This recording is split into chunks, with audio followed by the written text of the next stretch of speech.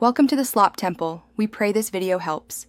You start by locking in the essentials, confirm low touch latency, and map the Kyoto inputs to a comfortable thumb zone so you can chain without stretching.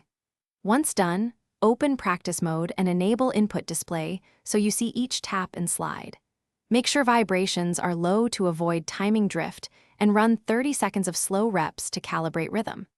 This setup prevents misfires and trains consistent pressure. You'll be ready to begin the first actionable stroke sequence immediately. You now run the core Kyoto combo. Perform 3 quick taps, 1, 2, 3, then immediately retap and hold the first 2 inputs for about 120 to 150 milliseconds. Once done with the triple tap, add a tiny half-centimeter diagonal slide between the second and third tap to register the trigger input reliably on mobile.